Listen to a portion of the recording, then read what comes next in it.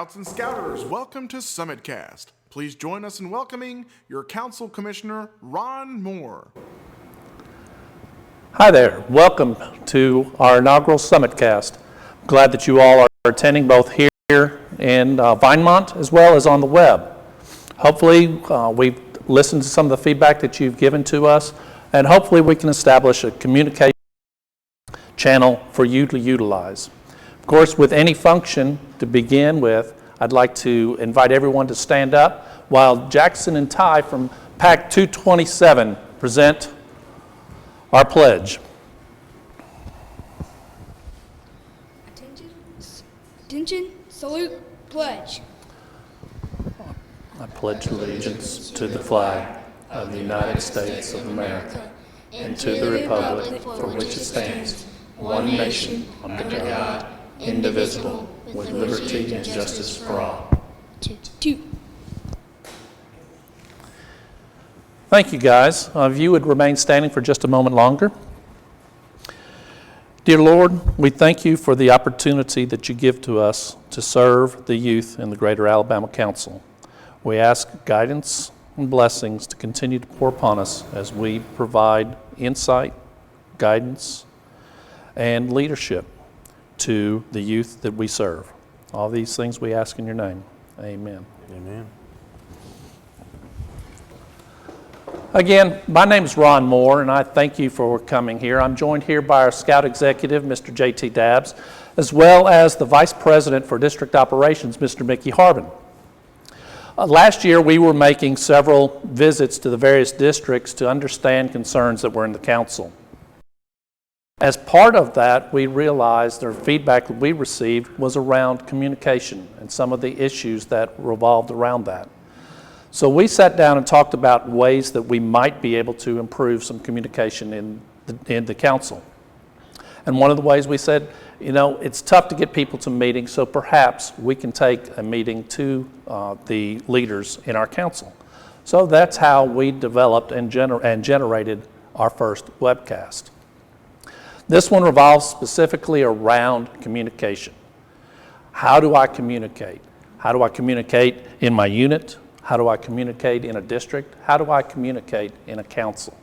And so we thought we would tackle each of those issues in turn and be able to bring some of the insights to you. Really, one of the best people that does that in our council is Mr. Sean Wright, who is in the Vulcan district and runs marketing for them. How does he communicate a message? And so I would like to introduce a video done by Sean to help give us insights into providing communication. Hi, my name's Sean Wright, and welcome to my workshop.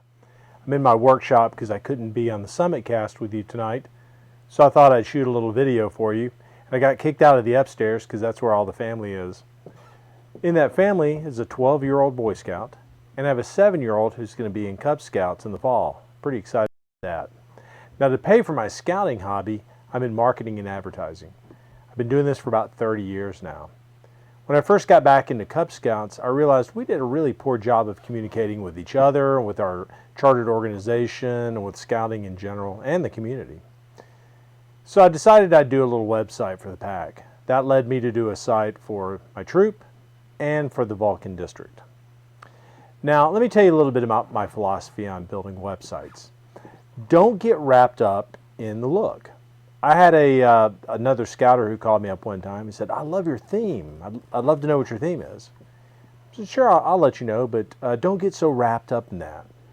And let me tell you a little bit about what a theme is. The theme sits on top of the program that you've done your website in. In my case, it's WordPress. So a theme is just something that makes it look nice and looks a certain way, and there's thousands of them out there.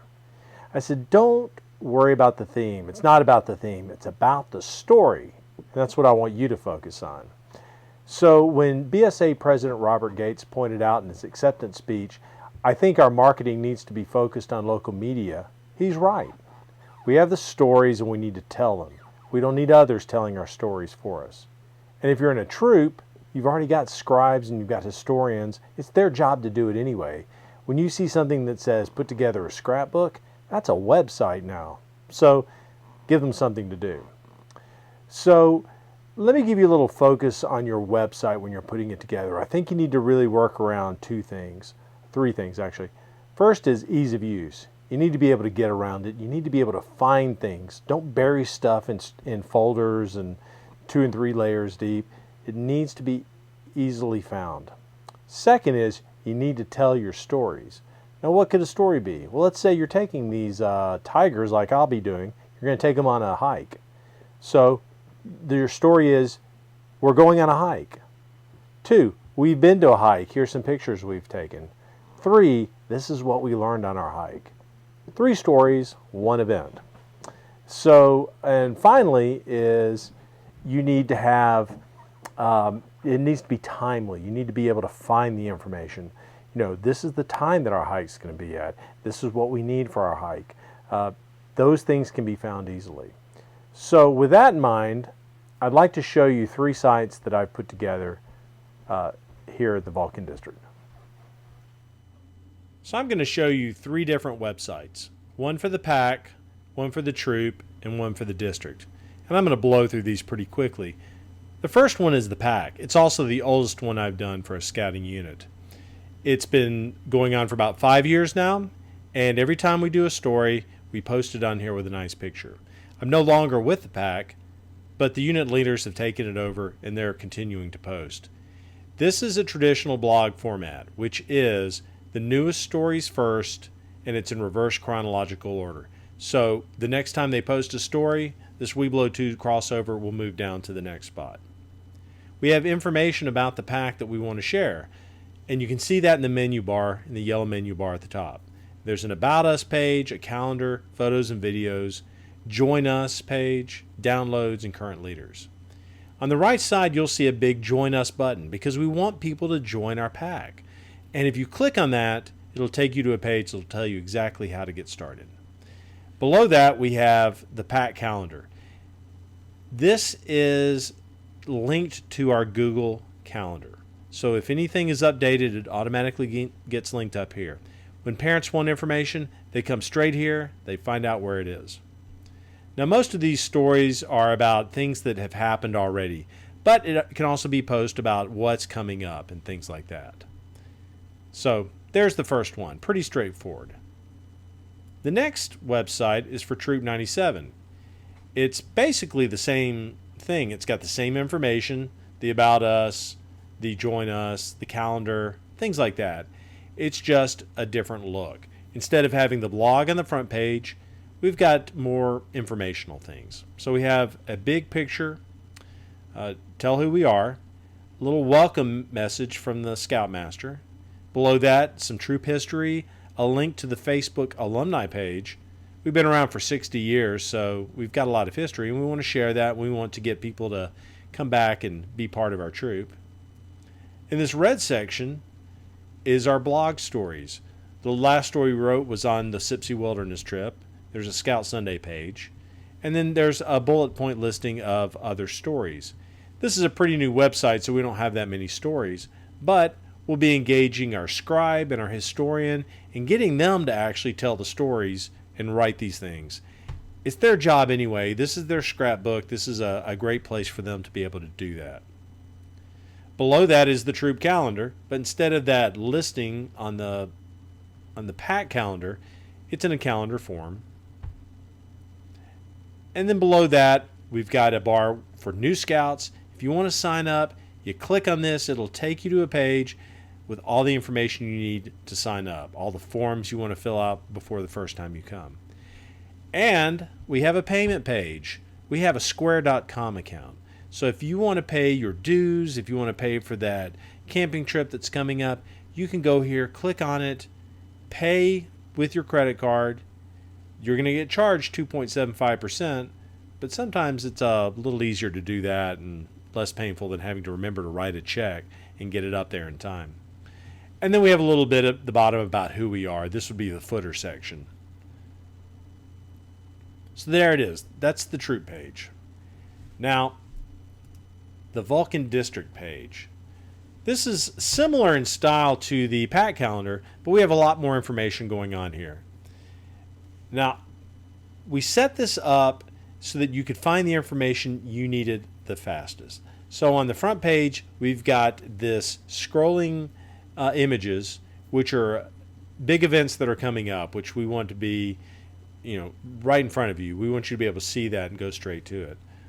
We have our district calendar down the side. And if you notice, the district calendar is broken up into two. I've got a basic calendar and I've got a training calendar. Both of those are using Google Calendar. We have multiple people who have access to it, so if something needs updating, it gets updated pretty quickly. We have a little bio about who we are, and then we have some buttons below that. Quick buttons so you can get involved in Vulcan District. There's a place to submit your story. So if you don't know how to get your story to me, press this button, it'll take you right there. You can donate to Vulcan District. Find out who your Vulcan District Key 3 is, who the district executive is, and his contact information. There's the committee. Everything you need is right there. Now, in this gray section below is your footer bar. Again, it's another About Us page. It's some contact information. It's our recent posts. The last post we have there are the results from the District Pinewood Derby. There's a scholarship application that we're asking for. Next to that is a link to our Flickr account. When we take pictures, people send us pictures, we try to put it out on our Flickr account. These are the last 6 pictures that have been posted. You click on one of those, it'll take you to the Flickr site. And that final section over there is the sign up for the Vulcan email list. You want to get on our email list, put your name on this, and we'll get it right out to you. Now, we also organize things so that you could find it a lot faster. So we have an adult training page. Well, what does that do?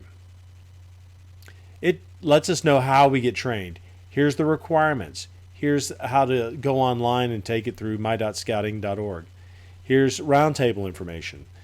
You want to find out about training events? We'll send you to the activities page. Here's ways to earn your knots, other information. Everything is right there. So I mentioned the activities page. Let's jump right over to that. These are those main events that are happening yearly in Vulcan District. Advance-A-Rama would be one of those. Baloo Training. You want to find out information about Baloo Training? It's right here. It never changes. It's got the same URL address year after year after year. You don't have to sort through the 2014 and the 2013 versions. There's your Boy Scout Leader Training. Everything you want to know about the training is there. If we don't have an event coming up, we'll post that. There's the Cubmobile Derby. There's the Adult Leader Recognition Banquet that we just had. There is the Vulcan Service Day 2015. There's all this information that's there in your activities page. Now, we skipped one right here. This is Life to Eagle.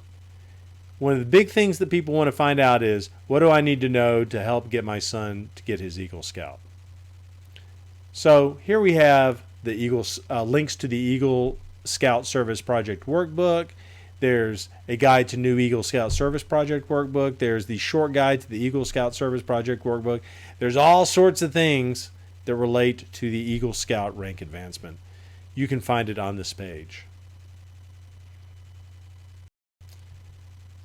There's the calendar, which is just a different version of what's on the side. And then the blog news page. We're trying to put information out there that will be helpful to you. This information is also getting posted on our Facebook account, so we're using this in a couple of different ways. In some cases, the same information is being printed on flyers and handed out. We're trying to touch people in multiple ways.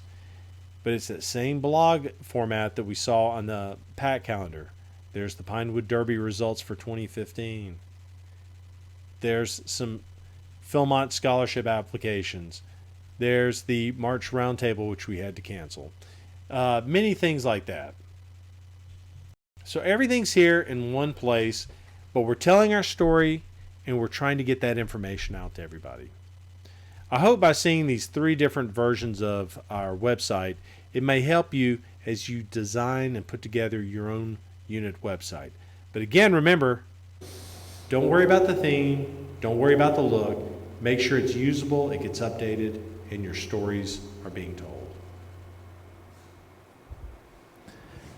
Thank you, Sean. I really do appreciate your taking time to share with us what you do in the Vulcan. As Sean pointed out, it is all about the story. How do we go about getting that information out to the folks that need it?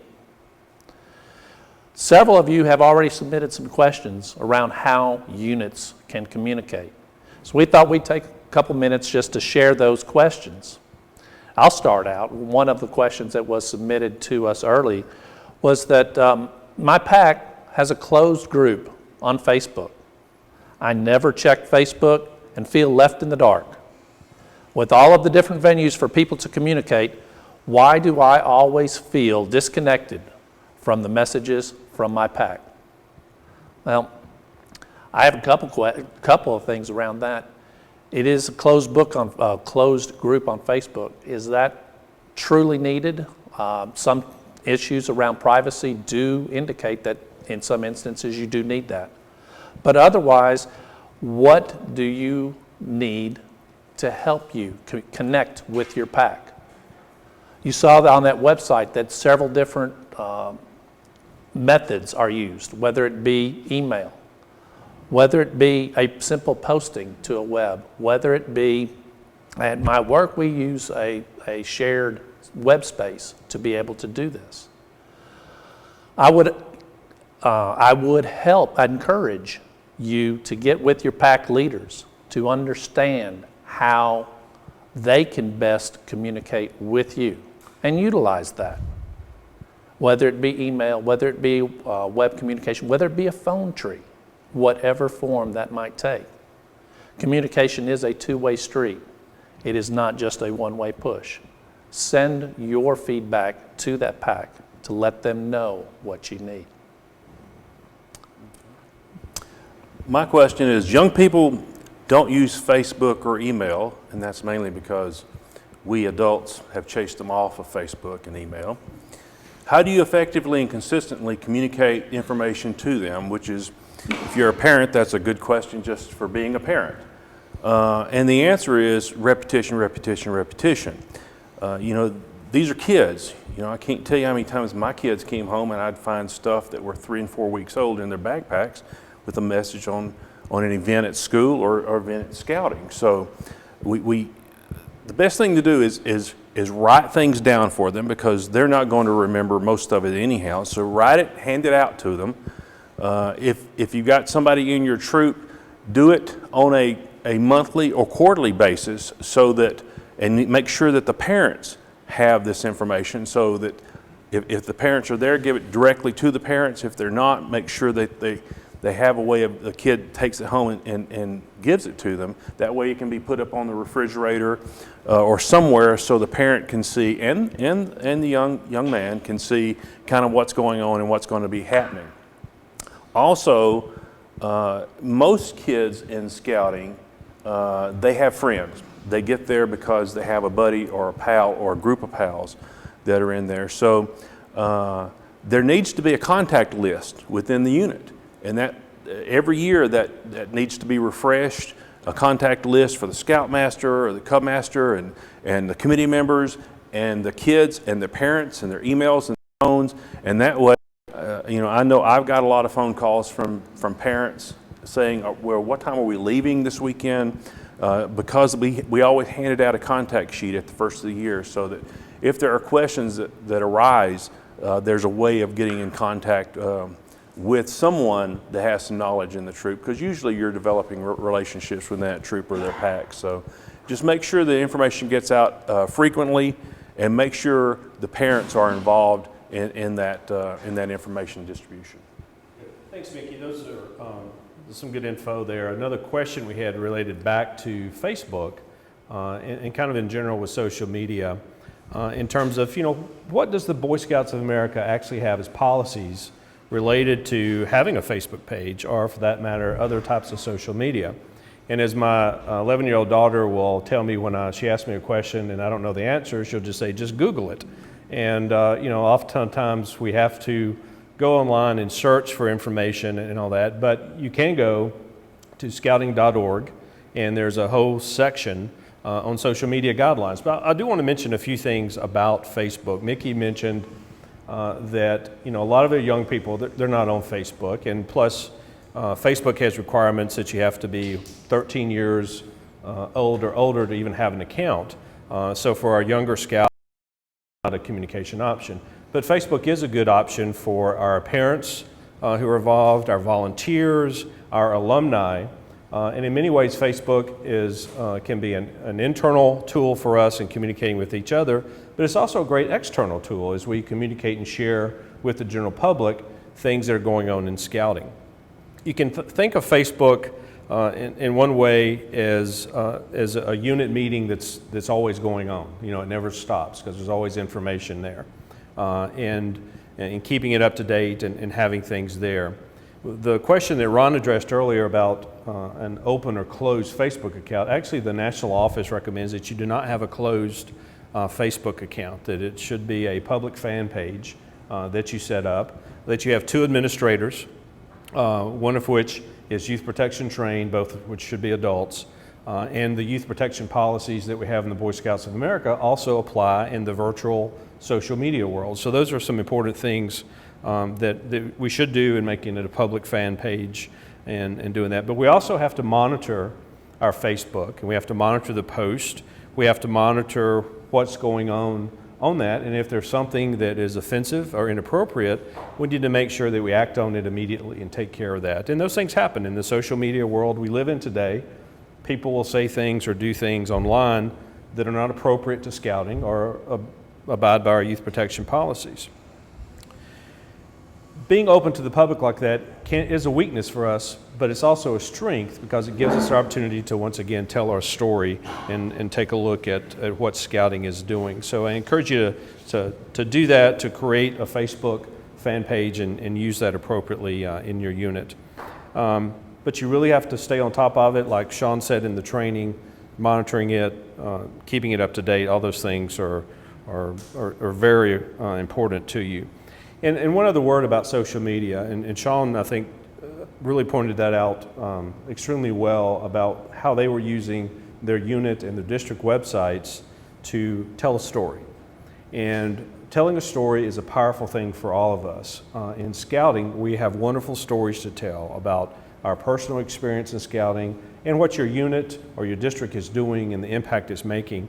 And if all of us who have social media accounts, whether it's our Facebook or our Twitter account, if we take the opportunity to share that information with those that we're connected with, and so the idea, if every parent in your unit, every volunteer in your district was sharing stories across the broad spectrum of the social media world, it can really give us a great opportunity to make an impactful statement about what scouting is doing and how relevant. So share the adventures that you're going on, share your story, share the fun that's happening, and through that visual storytelling process, excite people about scouting and the importance of its mission and the difference that it's making all over our community and in the Greater Alabama Council. Thank you, JT. Appreciate that. You heard a little bit about what we're doing to try to communicate at the unit level, but there's other aspects of communication. You saw also on the video that Sean put together, communication at the district level. So how do I take what I'm doing at the unit and boil it up to the district? Yes. Mickey, you want to address something? Sure, which is how does your district communicate? The next question was, it kind of folds right in there, is how can a district coordinate its communications instead of running multiple communications without a cohesive message? Our district uses news feeds, different websites, and the message gets convoluted.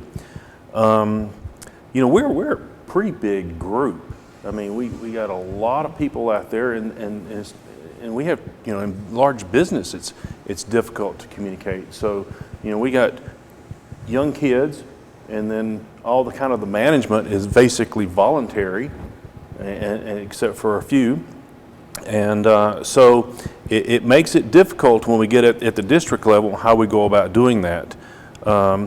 You need a central point of contact. You can't have multiple people. There's too many ways out there to communicate through emails and Twitter and Facebook and websites. And so you've got to have within a district a person that's in charge of getting that message out there. Now, that person does not need to dominate. That's part of another problem that we've heard from several folks, is that you get somebody that runs a website and they kind of control that website. That's not what you want. You want to have as many different types of people using that website or getting that communications out there. I think obviously websites with the fruition of smartphones and laptops and tablets now, it's pretty easy to communicate. The problem is not just the communication part. The problem is that we got so much communications out there. I think we do a pretty good job within the districts, sometimes on a horizontal level, getting it out to all the other districts, like programming and training. I hear it consistently that we want to, people want to know what other training programs are out there, what other districts are doing in training, and we really don't have a great vehicle to go across the districts to let them interact. Ron mentioned SharePoint. We use that a lot in our company. Ron and I work the same company, and so you can take a topic and allow administrative users into that topic, and that way it can be discussed and developed into whatever program or whatever training it can be. So I think the big thing is make sure that you have a central point of contact, but make sure that person does not dominate. Also, another problem that we have in the convolutedness of a district is that we rotate out. I mean, as you just saw Sean, he went from his pack to his troop. Now, he said we had people in our pack that took over his responsibilities there. Well, not everybody has that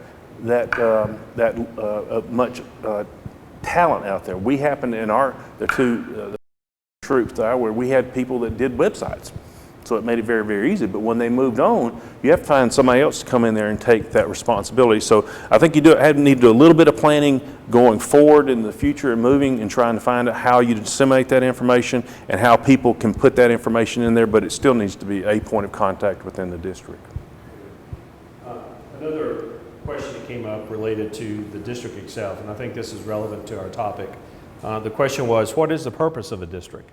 And if you're a parent of a Cub Scout pack or a troop, really your world is what's happening in that unit. And so you may not think beyond the unit, what else is there? But there actually are other things there, the district and the council. But let's talk about the district first.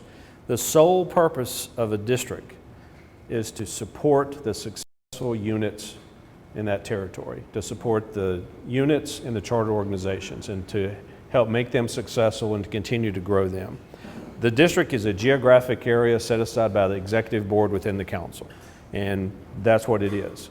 But it is a group of volunteers within that geographic area that support the units and can then support the main functions. And those main functions are program, unit service, membership, finance. Those are all important parts of that function of the district. But working through the charter organizations and supporting our units are the biggest thing. And we know that a strong unit equals a strong district equals a strong council. And that's the most important part, is that we only exist to serve the units in our council. And we do that through districts and we do that through the council. But the district is the main vehicle. And the council's role is then support those districts that are serving those units. And obviously the ultimate thing is those units contain the most important thing in scouting, and that's the young people that are participating in our programs. And that's ultimately what it's about, is that we're providing opportunities for them to get the best scouting experience possible through district operations.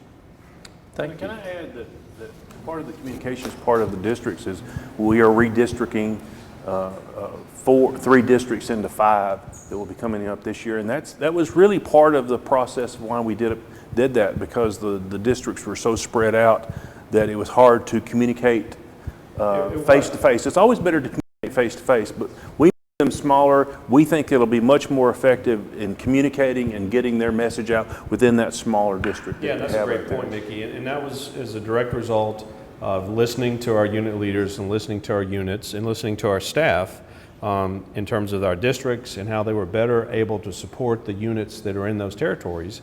And quite frankly, we had some districts that were way too large and it was impossible for the volunteers and staff to effectively serve those units. And if you have a district that goes from the boundary of northern Jefferson County all the way up to the Tennessee state line, essentially, that's a long district running up the corridor of I-65. You know, and we had other districts that had other challenges in those sizes, and that's an important thing. Is we've got to make sure our districts are structured in the right way with the right resources to support successful units and charter organizations. Yeah. But coupled with those great districts, it is required, it is needed that we have great volunteers to help support those units. One of the keys to supporting those units is the commissioner. I'm the council commissioner, and I have opportunity to serve units through other district commissioners and through unit commissioners. Those unit commissioners are there to help support the local leaders of that unit, provide that program to those youth, give them the support from the district, from the council, so that that individual can put on a wonderful program for our youth. Some people have written in saying, you know, who is a better question. Who is my unit commissioner? How do I identify him? I've never seen that individual. How do I know who that person is? Well, there are several ways, and yes, there aren't enough commissioners out there right now. A lot of the commissioners, I need help in identifying people who may not have a person in the program that might be willing to help support, provide a resource for people to give them information, another means to communicate, messages from the district, messages from the council. How I have a new leader who's turning over every so often. Why do I have to reinvent the wheel? What has worked in the past? That's what the role that a unit commissioner can provide. It is great to have commissioners. They're not there to quote unquote spy on the unit. They're there to help the leaders support and provide program to that unit. So if you are interested, please contact me. You should be able to find contact, or you can email the district office and they will forward that to me, to be able to identify your commissioner, or if there's not one, somehow that I can help you along with the district commissioner to be able to identify someone to help your unit and provide that type of service. Again, it is another means of communicating, another means to help provide a wonderful program to the youth that we serve. Great. Thanks, Ron. A couple other questions relate to how we communicate as a council, and also how do I find information if I'm a volunteer or a parent or a scout, and I want to find some information about scouting, something that's relevant to me. And so we've got a lot of considerations that we make in how we communicate. We try to balance the idea of not over-communicating, not sending an email out to our distribution list every time there is something going on. We try to package all that into what we call the Digital Eagle and try to send that out every couple of weeks is the strategy we're under right now. And that's sort of active communication directly to those who subscribe to that list, and you can do that on our website, onebsa.org. And that's a way. And there's also links on that to the district websites. Like we saw Vulcan District with Sean, their website. You can click through that and check out their website and get information. So we communicate that way in terms of an active way. Then we also have the sort of passive ways that's more for parents and leaders, and that's our website, as I mentioned, where you can go, and if you need some information or you need a form, you would go there. You can also go to scouting.org, the national website, and get that information. Then we also use the traditional social media outlets, Twitter, Facebook, and that's hit and miss. If you're a user of Facebook and you're a fan of our page, then you can get that information. And I would encourage you, if you are a Facebook user and you've not gone to our Facebook page, search that on Facebook, go to it and like it and be a fan, and you can get information. And so we try to communicate in all those different outlets, the same message. So if we've got something that's happening and we need to communicate it, we can do it through our Digital Eagle, we can do it through Facebook, we can do it through our Twitter feeds in doing that. So those are some of the ways that we communicate. Now, when you look at communications, there are things that happen in the unit and the district and the council, and there are different ways that we communicate with each other. If you're a parent in a unit, you're relying on your unit leader to communicate and tell you what's going on in scouting. But you may not get all the information, and that's not because the leader's withholding it from you. It's just because, he or she, there's a lot of stuff out there, and so sometimes it's challenging to keep track of everything. And so we try to communicate directly to our membership and to our parents, and we've done that through some of our video things that we've done and through some of our other direct communication strategies. And sometimes, I'll give you an example. Last year we had a very successful Scout Fest event, and we had nearly 4,000 people there in attendance, and we did a lot of communication related to that event through email and social media, and we just kind of overloaded everybody with info, but it was effective because people saw the information, they saw it multiple times. It goes back to what we said earlier about sometimes you have to see the message over and over. And so we try to do that with those things that are important in that regard. There's also if you have a question, sometimes in this world we're so quick to email or check Facebook that we forget the human touch.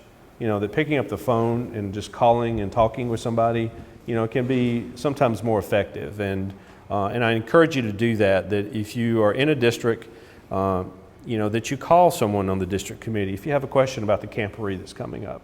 Or if you have a son who's working on his Eagle and you have a few questions, be sure and pick up the phone and talk to your unit leader or talk to the district advancement chair. And you can get a lot of good information that way. I'd encourage you to communicate with your unit commissioner if your unit has one, and you can always call our district executive, our staff. They're there to work with you and serve you. Now they, like anybody, won't have all the answers, just like I won't have the answers to everything, but our role is if you have a question, to find the answer and get back to you, and that's what we strive to do in doing that. You can call each of our council offices, and our support staff there can help you and guide you through that. Also on our website, there's some links you can click. You can click directly and ask me a question, and many of you have done that, and I appreciate that, and those questions are important. What we do is we take those questions, if it's about a particular program or specific technical question about scouting or that, we'll get it answered and then get back to you, and that's the Ask JT feature on our website. So there are lots of different ways we communicate, and so we've been criticized in some ways that we over-communicate and sometimes we communicate. But the thing is, what's the right balance and what works for each district and each unit in the council? And we're trying to be innovative and try different ways of communicating and also be more consistent in our communications in terms of how we're doing it. But your feedback will help us improve that. So we would ask that you continue to give us that feedback and let us know when we're doing a good job, if it's working, and also let us know if we're doing a lousy job. If how we're communicating and what we're saying is not clear and you don't understand it, it's not effective, let us know that so we can tweak it and change it. And that's what we've tried to do, is have a solid commitment. Our Digital Eagle, for example, we've tweaked some things on that based on a survey we did and lots of feedback. Some of you may not like it, some of you may love it. That's the way it is with anything, but we've listened to your feedback and we tried to tweak it to a tool that's more useful to our parents and our unit leaders related to that. Thank you. We are trying something here new, a SummitCast. Actually, someone submitted a question. This sounds like a great idea, but how about another meeting night like Thursday? Well, we happen to land on Tuesday for this particular one. We understand the problems that can cause for some units who typically meet on Tuesday. We probably would have gotten the same question if we had said, how about Monday nights when another set of troops meet, or how about on a Thursday night when a bunch of PACs and everybody meet, or how about Thursday when the district committees are meeting and the like. We appreciate that. It is not a good time to pick for everybody. So we do the best that we can. We're going to, based on feedback that we may receive from here, we may try this again and we'll see what kind of a time frame we can work, because it is not one particular time that works for everyone. So hopefully more to come on that, but I do appreciate the question. At least someone is actually wanting to watch the webcast, so thank you very much. Our one viewer, thank you. Yeah, one viewer. The next question is, I appreciate the Digital Eagle, Facebook, Twitter, and the website the council has, but the information isn't what I'm looking for, or it is hard to find. What is the council doing to fix that? And when you were talking in there, I was just thinking, 15 years ago, how did we go about communicating? We didn't have Facebook or Twitter. We didn't have smartphones. We did have a phone at that time that we could travel down we had pagers. So part of the problem I think now is that we've got so much information out there and we have access to that information very, very quickly. How is it hard? It's difficult to find. Yeah, it is difficult to find. Boy Scouts has been around for a long, long time. We're organized in a very, very effective and efficient way. Sometimes there are questions on a variety of subjects where it gets to be very focused on that particular question, and it's not hard to find. You can't find it on the website. You can scroll down and go to different websites. You just can't find it. Sometimes you just have to pick the phone up and make a phone call. I think we sometimes do a very good job of getting the information out there. If you go through the Digital Eagle, there's a ton of information out there. I printed it off yesterday just to see. 24 pages. So there's a lot of information of it. Most of that were the councils, the different districts. So there's a lot of information out there. I think sometimes where we are lacking is I was talking about the horizontal part where because within a troop, generally speaking, somebody takes up a banner on training or membership or a school night for scouting or whatever. They've got their thing, and they want particular questions or answers to that. And sometimes I don't think we always have what was mentioned before, district to district contacts. And maybe we can set it up. If you go to the Digital Eagle, you can get the various districts by just clicking on them. Maybe we need to have something in there where we have all the district training chairs and all the districts in there, where their information's in there. So if somebody's calling about that particular subject matter, that they can do that, or membership, or school night for scouting. Because sometimes, especially if you're just new to a cub pack or a troop, you're learning. You got a fast learning curve, and we did that before. We got all the training folks together. We got all the membership folks together, and that's always good. It's good water cooler type of information. You learn a lot more that way. So I think we do have to find a little bit better way of horizontally getting information out there, because I think there's so much information out there now that people are trying to find little bitty answers to where you can't post everything on a website. So we got to do a better way of getting people to find out subject matter experts on these things. Well, we do want to leave some time for people to ask questions if they did have any. Here in the room, there's someone that has a microphone that will be willing to come to you. We'll ask that you talk into that microphone so that the people on the webcast can hear. But we'll start with a question that has come in from the web during this particular broadcast. And in this particular case, Valerie sent in an email saying that they love the Vulcan District website, but our troop feels like an open website is maybe too open and provides too much information to the public. How do we find the right balance between enticing boys to join the program and exposing the active youth to possible dangers?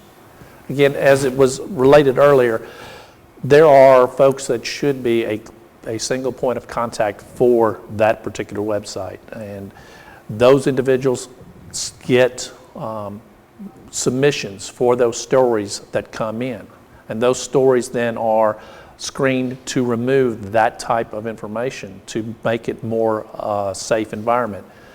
There are people that JT alluded to that should be monitoring that website, that Facebook page, to make sure that the content is appropriate. And there are, I mentioned there are social media guidelines, in the same section on scouting.org. There are website guidelines in terms of the BSA policies related to websites, and a few common sense things. Obviously, if you have a district website or unit website, you should not be posting any information that identifies a youth. It does not reveal their identity. If you're having a photo, and there are photo release forms and all those sort of things, you should certainly not post pictures without parents' permission, those sorts of things. But it is a balance you have to strike, because you do want it to be exciting for people who visit the website. And you, as a parent and a leader in the district, communicating that message to the district committee, I think is very helpful. We've gotten feedback on our council website that maybe they thought some of the content should have been tweaked, and we do that. We pay attention to that. Sometimes we miss things because we have so much information on the website, but we can help monitor each other in doing that. Is there a national standard on websites? There is. Yeah. So There's a whole guidelines on that. There's a ton of things on that, and if you just go to scouting.org, it's all right there. There's information for if you have a webmaster. There's a whole guidebook for that person in terms of the guidelines that they should be following. Great. Are there anybody that has a question from the room at this point? No? Okay, that's fine. There's another question that we got from the web from Norm. Well, this one came in from YouTube. Norm, is there a tool for all commissioners to communicate with each other at the council, the unit, and the district level? I get to tell you, definitely. If you will go to the My.Scouting portal, you will find a whole host of information that is not just available to people at the council, people at the district, but even at the unit level, so that that communication, that upward, that vertical communication that Mickey alluded to can take place. The council rolled out specifically commissioner tools on January 1 of this year. And so we're working with the district commissioners and the unit commissioners to utilize that tool to be able to more effectively communicate. But at the unit level, there are things on that same website that are available for you to be able to help run your unit. And so I would encourage you to go look at that. You can find a link there from the myscouting.org, sign in there, and you will see a link to the my.scouting.org page or that portal. And it will be updated throughout the year, and the vision is to migrate to that so that we will go from an antiquated website to a nice portal, if you will, to get wonderful information out there. I don't know if you've played with the scouting.org portal too much, or Annie? A little bit. A little bit, so, yes. But it's a great tool. It is. It's our staff, we've looked at it, we've tried to do some training, but it's a great tool. I think as we continue to move forward, it's going to continue to get better, and it'll be a great resource for all of us in kind of taking control of that communication piece. Well, the next thing on our agenda is the question of when's our next summit. We've actually got a date. I don't know if it's a Tuesday or not. Is it a Tuesday? It probably is. It probably is. I'm guessing it probably is. But August the 25th of this year, we're going to have another SummitCast. Excuse me, SummitCast. Tentatively, since it's in August, we thought we would do School Night for Scouting. That's not nailed in concrete. It'd be a great time to do that because a lot of schools will have started then, but our School Night for Scouting goes way into the September time frame, so it'd be a great way to getting the message out on that. But if you've got suggestions, certainly we welcome those, and we'll expand, or we might even possibly do a variety of different topics. But I think School Night for Scouting would certainly be part of that topic that we do. So go ahead and mark August 25th down, unless we vote to go to a Thursday night, but right now that's the date we have on the calendar. Okay. I want to make sure that we afford everyone an opportunity to submit any other question from the audience or from the web. I really do appreciate the questions that were pre-submitted. It gives us wonderful opportunity to give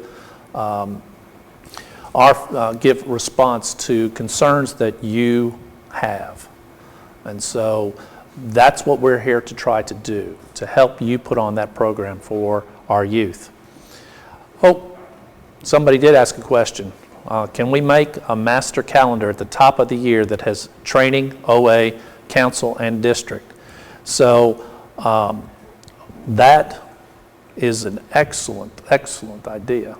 And I'm going to pick on my buddy over here and tell him that, we've got an opportunity coming up in May.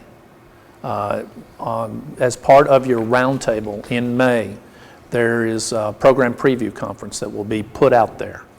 And so that would be a great opportunity to have that type of a calendar developed by then. It's a scant few weeks away, but I think that would be a great opportunity to at least push out a calendar, and then we can work on how best to present that.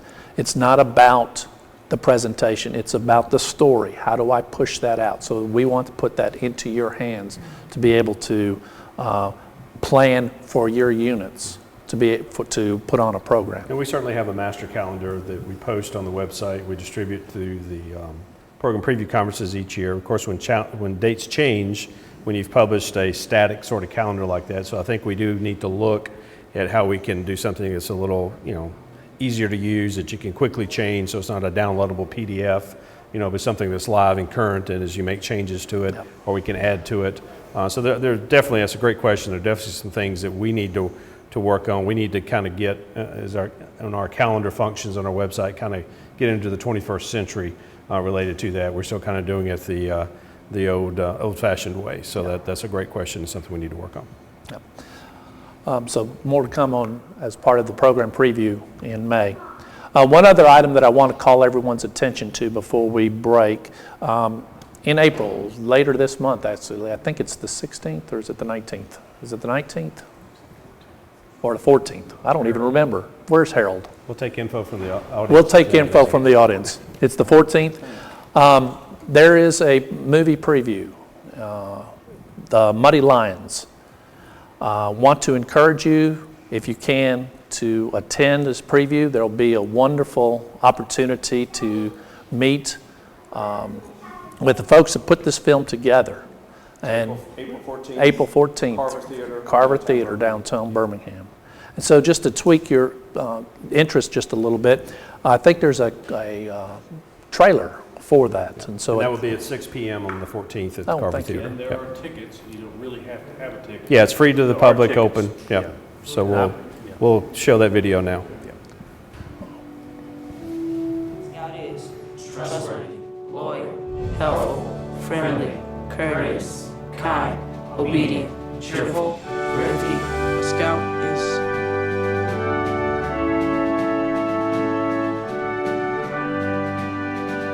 Scout is brave.